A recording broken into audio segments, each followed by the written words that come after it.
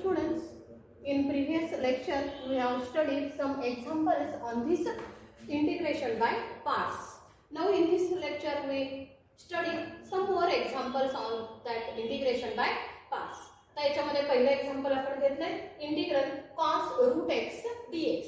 आता integration by parts म्हणतोय आणि इथे एकच टर्म आहे फक्त cos रूट x त्याचा अँगल आहे म्हणजे एकच टर्म आहे cos रूट x आणि इंटिग्रेशन बाय पार्ट्स घ्यायचं असेल तर आपल्याला दोन टर्म लागतात. मग इथे सिंगल टर्म आहे तरी आपण इंटिग्रेशन बाय पार्ट्स कसं घेणार तर ही जी टर्म आहे याच्यामध्ये अँगल जो आहे तो फक्त x याच्या ऐवजी काय आहे रूट x आहे आणि मग हा जो अँगल आहे तो जर तुम्ही सिम्प्लिफाय केला तर मग तो दोन टर्म मध्ये कन्वर्ट होतो इंटिग्रेशन बाय पार्ट्स येते. म्हणजे आपण इथे काय करणार आहे cos अँगल x द्यायच्या ऐवजी रूट x दिलाय म्हणून काय करणार आहे हा जो रूट x आहे will take that equal to some t. म्हणजे हा जो रूट x अँगल आहे will take that is equal to t. आता इथे dx आहे ते सगळं t मध्ये कन्वर्ट करायचं म्हणजे आपल्याला डेरिव्हेटिव्ह घेतला पाहिजे. मग काय येणार आहे रूट x चं डेरिव्हेटिव्ह काय येतं 1/2 रूट x इनटू x चं काय आलं dx is equal to dt. ठीक आहे.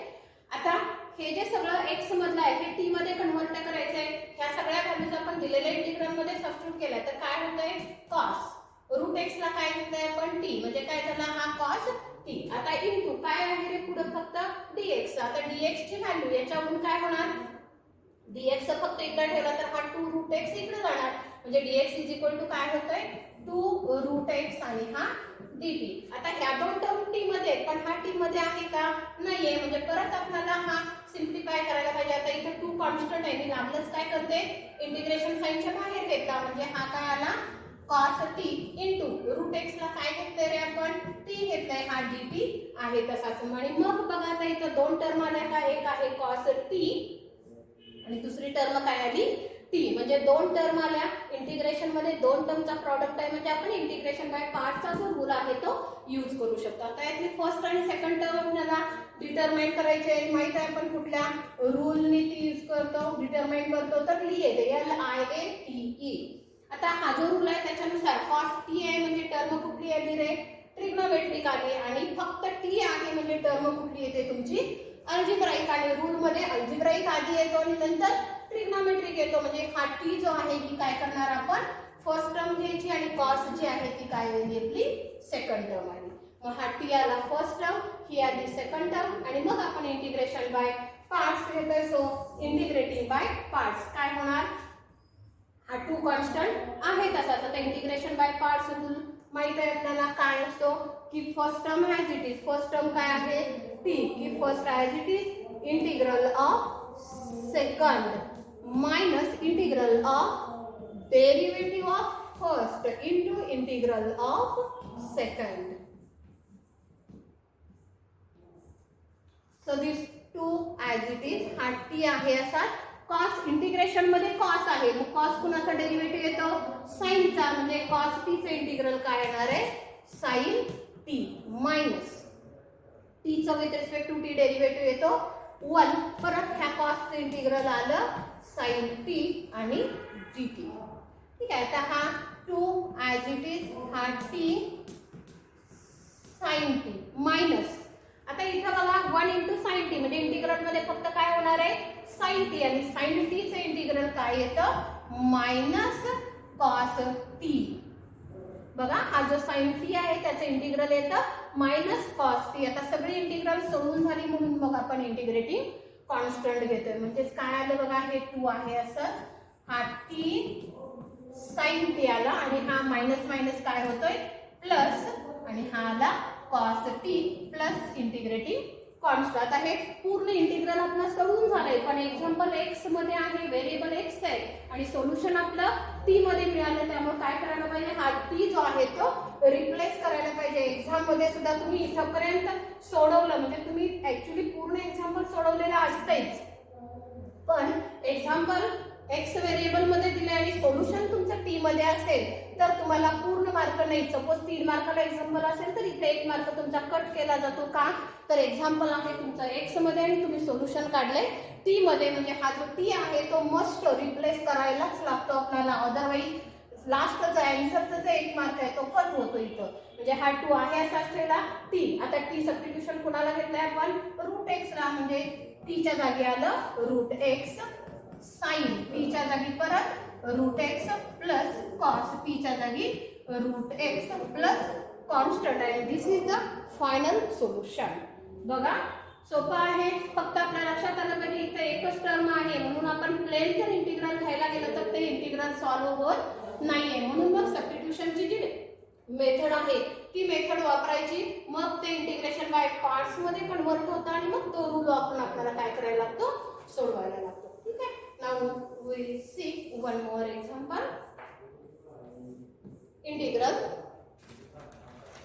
काय आहे example, integral sine theta log of cos theta d theta. बघा एक्झाम्पल काय आहे, इंटिग्रल मध्ये sine theta log of cos theta d theta. आता इथं आपल्या लक्षात येते काय, लक्षात येते रे, 2 टर्म दिसत आहेत. व्हेरिएबल फक्त एक्स च्या ऐवजी काय आहे, थीटा आहे.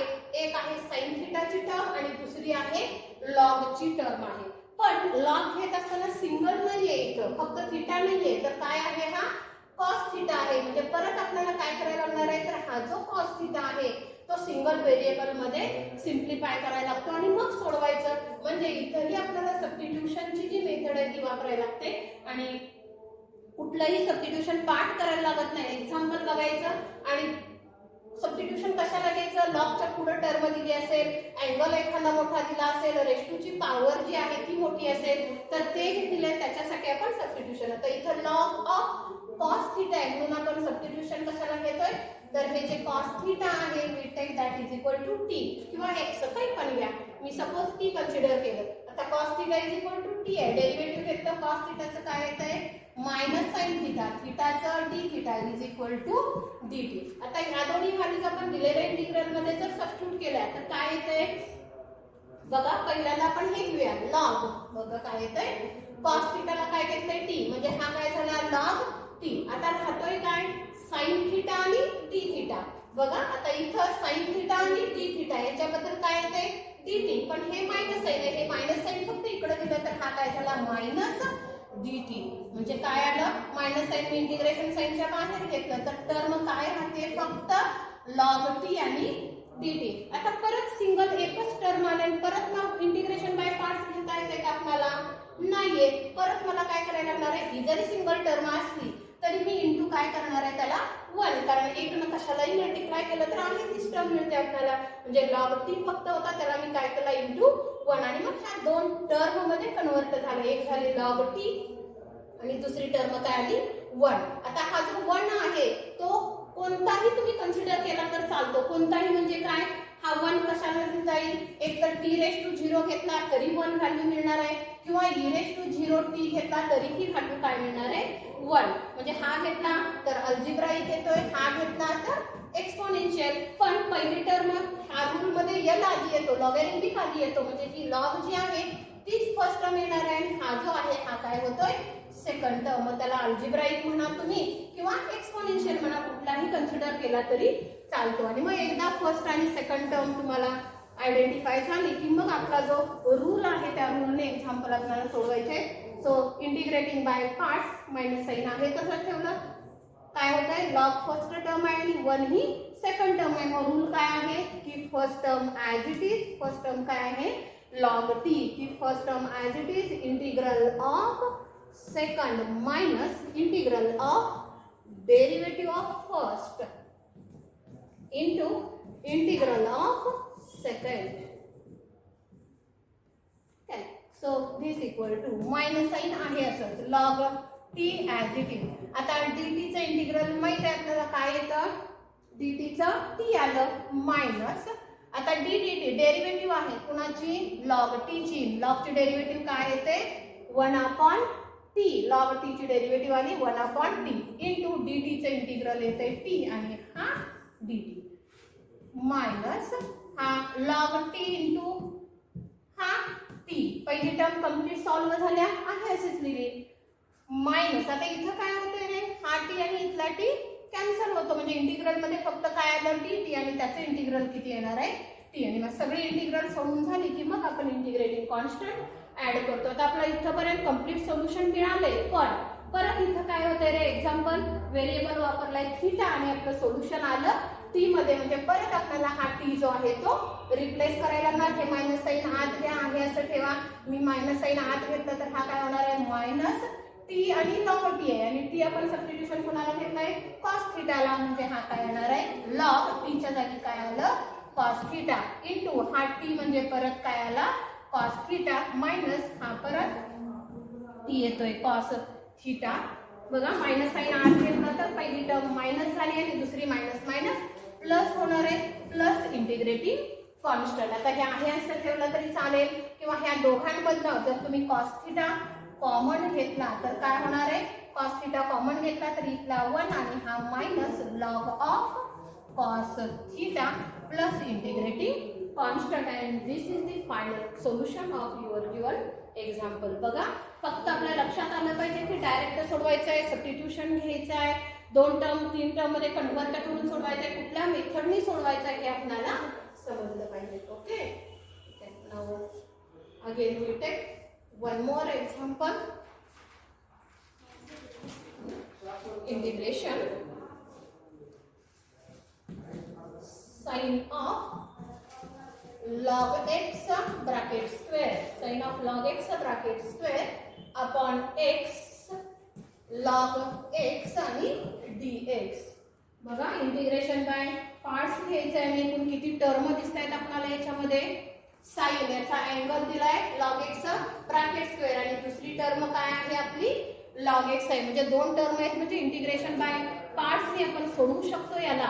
पण याचा अँगल जो दिलाय साइन रेशोचा जो अँगल आहे तो प्लेन न देता काय दिलाय लॉग एक्स ब्रॅकेट स्क्वेअर दिलाय. आणि मग सबस्टिट्यूशनच्या रूल नुसार आपण काय करतो तो सिंगल व्हेरिएबल मध्ये ह्याला कन्वर्ट करतो, म्हणजे आपल्याला सबस्टिट्यूशन याच्यात काय घ्यावं लागणार आहे तर हा जो लॉग एक्स ब्रॅकेट स्क्वेअर दिलाय त्याच्यासाठी आपल्याला सबस्टिट्यूशन घ्यावं लागणार आहे. काय घेतलं मग, हा लॉग एक्स ब्रॅकेट स्क्वेअर आहे त्याला टी घेतला.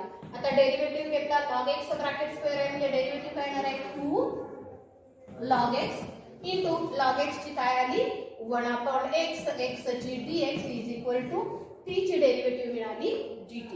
ठीक आहे, आता ह्या दोन्ही टर्म ज्या आहेत हे दिलेल्या इंटिग्रल मध्ये आपल्याला सबस्टिट्यूट करायचे. मग काय काय येईल बघा, साइन पुढं लॉग एक्स ब्रॅकेट स्क्वेअर आहे त्याच्यासाठी काय घेतलं आपण टी घेतलं. आता टर्म राहत आहेत कोणत्या बघा, log x dx upon x, काय काय राहत आहे log x dx upon x, म्हणजे ह्या ज्या सगळ्या टर्म आहेत log x dx upon x, म्हणजे हा 2 या बाजूला घेतला तर त्याच्याबद्दल आपल्याला काय लिहिता येईल फक्त dt अपॉन 2. हा 2 मल्टिप्लाय होतं तिकडे गेला की डिवाइड करायचं, म्हणजे याच्यातला 1 अपॉन 2 कॉन्स्टंट आहे. इंटिग्रल मध्ये काय आलं फक्त साइन टी. आणि मग आता याच्यामध्ये एकच टर्म आहे, इंटिग्रेशन मध्ये फक्त एकच टर्म आहे साइन टी, म्हणजे परत आपल्याला इंटिग्रेशन बाय पार्ट्सचा रूल काही यूज करायला लागत नाही. हा 1/2 आहे तसाच. इंटिग्रेशन मध्ये साइन आहे, मग साइनचे इंटिग्रल काय येतं मायनस कॉस टी. आणि मग सगळा इंटिग्रल सोडून झालाय प्लस इंटिग्रेटिंग कॉन्स्टंट. परत इथं तीच प्रोसिजर आहे, सोल्युशन आपल्याला टी मध्ये मिळालं, एक्झाम्पल एक्स मध्ये म्हणजे टी काय करायचा रिप्लेस करायचा, म्हणजे काय होणार आहे हा मायनस कॉस टी च्या जागी काय येणार आहे आपला log x bracket square upon 2 plus integrating constant. So this is the final solution. Okay.